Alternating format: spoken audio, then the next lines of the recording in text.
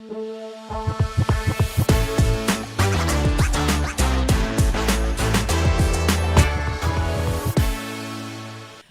to another episode of Decatur Dish. I am Maria Moreau with Atlanta News First, joined by the one and only Dan Wisenhunt, editor with Decaturish. And this is our weekly show where we bring you the latest on what's going out in DeKalb County. Dan, happiest Tuesday to you. What's been happening in your neck of the woods? Well, it's December in Georgia, so of course it's 65 degrees and muggy outside. That's what we get here.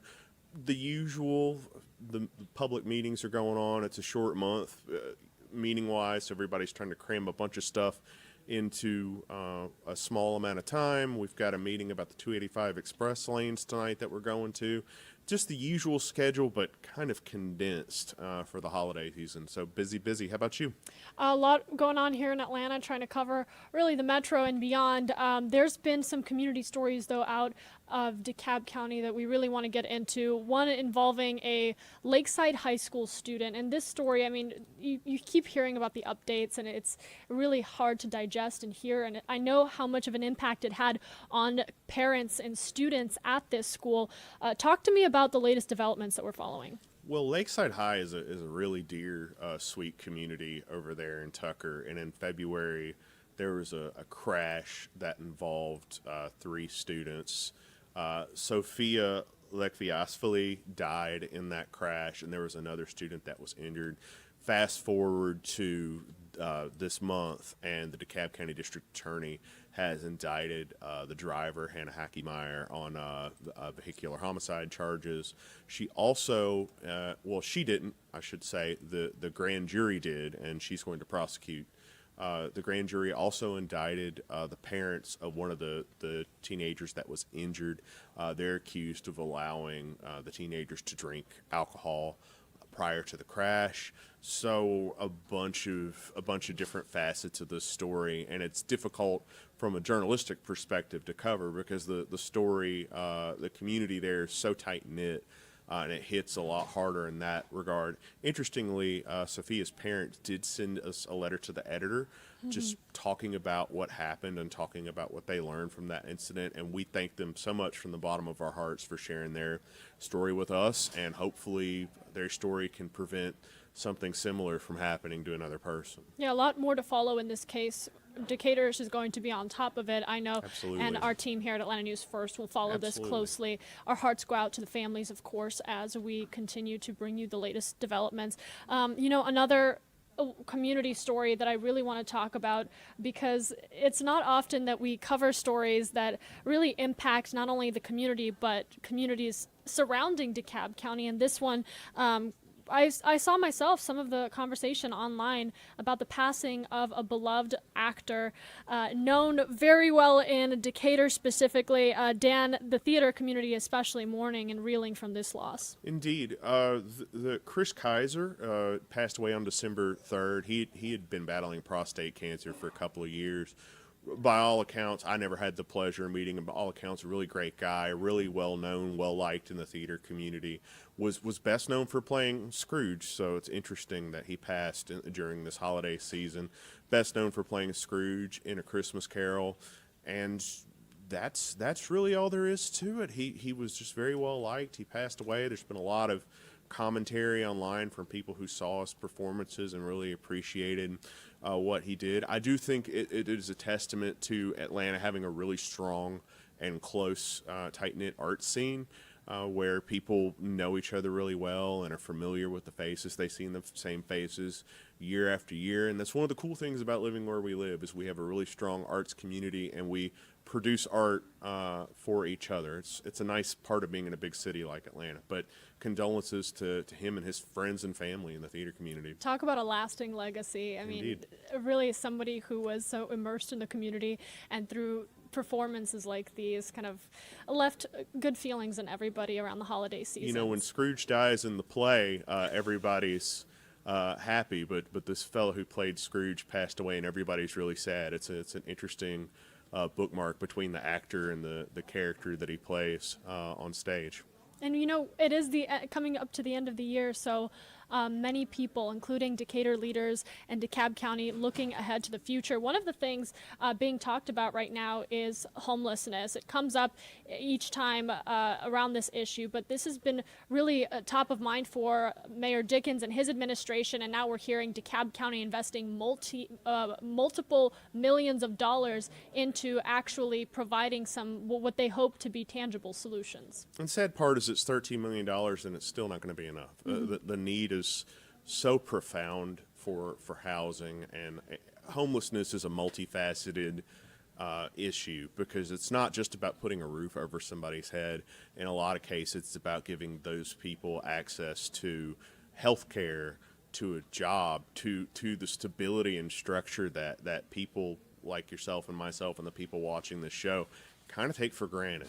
So it is a $13 million fund. I believe it is funded with some federal money, so the county taxpayers are not going to be paying for this directly.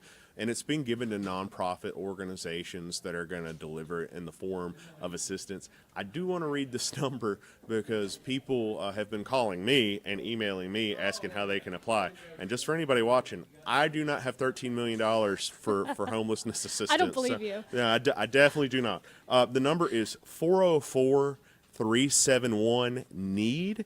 That is 404-371-NEED. So if you have any need for these funds, please give them a call. They will walk you through the process. I have no idea how to access these funds, so I'm just going to give you this number anyway. But yes, this is something that was approved earlier this year. The county set aside the fund for it, and now the county has just opened up the process where people who need access to this money can start to access it. So we just put the that latest number on your screen, just if you can contribute in any way, if you can help, especially during the holiday season. It's getting colder, it's getting tougher on the unhoused population here in Metro Atlanta, so do what you can, if you can. One of the issues that come up time and time again across Georgia is foster care and helping young people that are entering the adult world with not much of a support system. One of the organizations that we've had on the show previously, Wellroot Services, really tries to address some of those statewide systemic issues that foster care systems are facing. So we have the honor to have Wellroot join us on the show here, and we're going to talk to the CEO of this nonprofit helping foster care children and young folks here in the state right after this commercial break. A local news team alerts you first before every storm, protects you with every investigation, and looks for all sides to every story. Atlanta's only locally owned news team is Atlanta News First. We might be new, but we were built here. That means more breaking news that matters, more first alert weather helping you plan, and more honest reporting so you can make up your own mind. The news you watch should be clear about their agenda. At Atlanta News First, our agenda is you. Joining us today is Wellroot CEO Allison Ash. Allison, thank you so much for joining us today. Thanks for having me, Dan. It's great to be back. So for those of our audience who don't know, tell us really quickly, what does Wellroot do? Wellroot Family Services is the former United Methodist Children's Home. We are one of the state's oldest child welfare organizations, and we do work across the continuum of child welfare. We do many programs to prevent children from going into child welfare. So when we encounter a family in crisis, we have support specialists, we have behavioral health specialists, we have parenting programs and curriculum. We have a number of programs to keep kids out of the system. When that's not possible, we provide, we recruit, train, and license foster families for children. And then we also provide housing for youth who are aging out of the foster care system. Allison, we read a lot of stories in the news about Georgia's foster care system and all the experiences, negative experiences people have had with it. What is the state of foster care in Georgia right now? Well, there's nearly 11,000 kids in the foster care system. In that number, there's quite a few that are represented who are older youth, sibling groups, youth that have some trauma in their background and have mental and behavioral health challenges. And it's often hard to recruit foster homes for those youth. So at Wellroot, we really specialize in recruiting a diverse array of foster families so that we can keep kids together whenever possible, and so that we can provide foster families for those older kids. And what we hear from our foster parents is that it's super rewarding to be able to foster a preteen or a teenager, because it's a time in life where young people are really, developing their personality and kind of coming into their own, and it can be super fun and super cool to see that happen.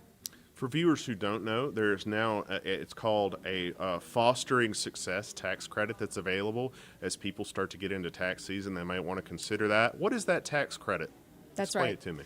So the Fostering Success Tax Credit is a tax credit to help young people who are aging out of foster care pursue their college education.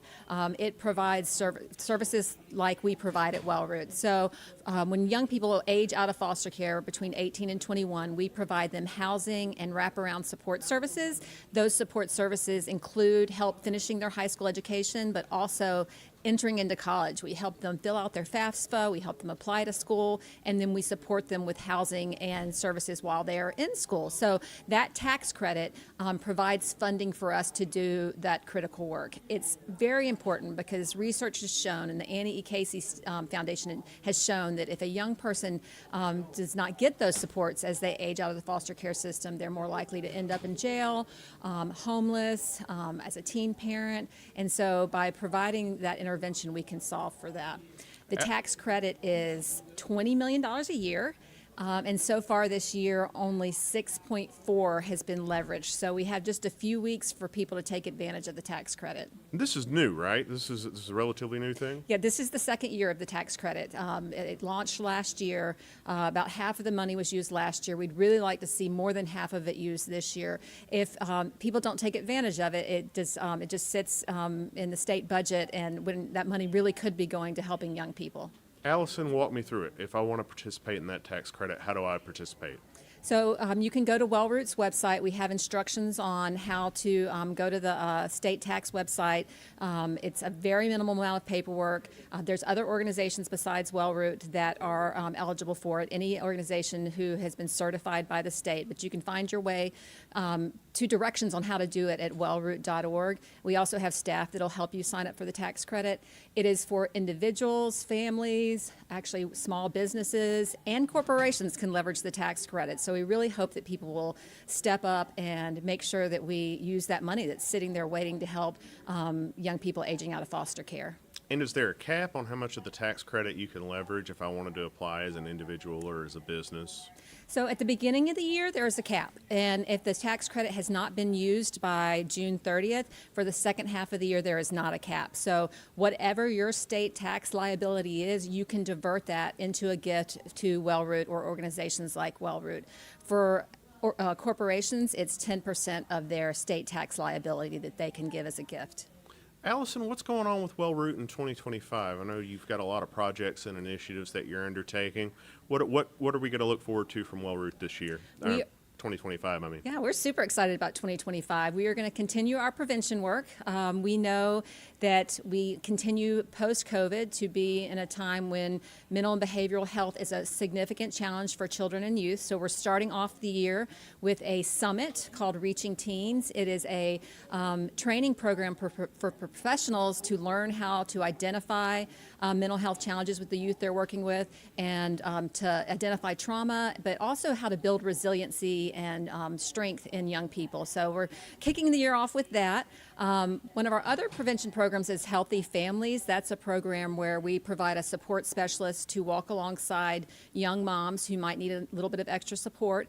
And we just received a very generous grant from the Liz Blake Fund. That program has been in Hall, Forsyth, Dawson, and Lumpkin counties, and we are expanding in early 2025 into DeKalb and Fulton counties. I think the last time I was on the show, we talked about our property at 750 East Lake, which is an apartment building for youth aging out of foster care. Renovations began about 2 months ago on that building, and it will fully open in 2025. And we bought a new property, so we're going to be... Let's talk about that. That was actually the last topic for today. We were going to talk about some of the brick and mortar stuff that, that Wellroot has going on. Talk about the history of that property in Eastlake. It was some naturally occurring affordable housing. Wellroot bought it and turned it into a home for youths that are transitioning out of foster care. Do I have that right? That's correct. So that property is a 15-unit property. We will be able to house 29 young people there. We did need quite a few renovations, so after we purchased it, we spent about 2 years raising the money to renovate it and broke ground on those renovations this fall. By next fall, it's going to be a gorgeous trauma-informed healing space for the young people that we serve. How many people are living there right now? Right now, we have between 10 and 12 on any given night. Ultimately, there'll be 29. So the people who live there, what kinds of services are they able to access aside from just the housing? So we provide full wraparound services. That includes, as I mentioned, getting them through high school if they have not completed high school, getting them into college and supporting them with tutoring and coaching while they're in school. We focus on vocational. We make sure that everybody in the program who's able to have a job does have a job.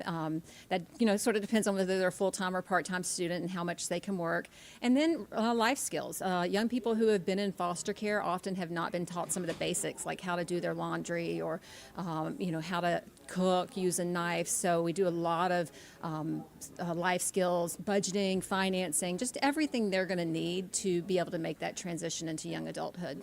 Another thing our viewers might not be aware of is Wellroot is taking over the Avondale-Patillo United Methodist Church, and they're going to turn it into Wellroot's headquarters. What's the latest on that project, Allison? So we are in the process. We've got a big vision for that. It is going to be our headquarters, but more importantly, it's going to be a service hub for the community and for children and youth involved in child welfare.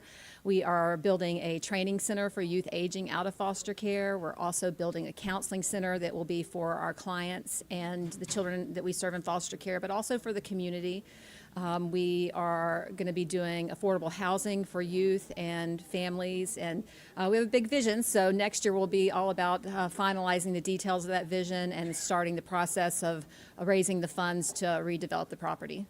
Allison, thank you so much for joining us today. We hope you'll join us again sometime next year and give us some more updates about what you're working on. And thank you and Wellroot so much for the important work that you do in our community. Thank you. I appreciate you having me here. This is the Decatur Dish Show. We air on Atlanta News First Plus every Tuesday at 12:30 p.m. You can check us out on the Atlanta News First Plus app. You can download that on your iPhone or your Android phone. You can also download that on any of your streaming devices. Great way to support us and our partners at Atlanta News First. The Decaturish Fall fundraiser is almost at the $20,000 mark. Last time I checked, we're trying to get to $30,000 by December 21st. You can learn more about that at supportyourlocalnews.com. With that, we hope everybody has a great week, and we'll see you next Tuesday at 12:30 right here on Atlanta News First Plus.